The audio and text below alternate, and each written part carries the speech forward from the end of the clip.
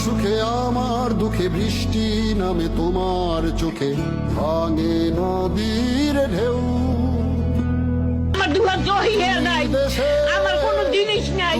আমি আগে যে দুঃখে ছিলাম, এখন আমি সুখে আছি। আমার আছে আল্লাহ, আর এখন আছে প্রধানমন্ত্রী। আমার সুখে আমার দুঃখে বৃষ্টি নামে তোমার চোখে ভাঙে নদীর ঢেউ।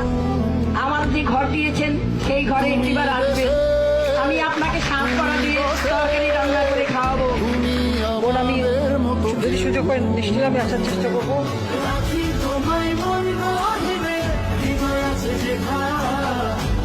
বিল্ডিংটা দেখলে মনে হয় 5 স্টার হোটেলের মতো।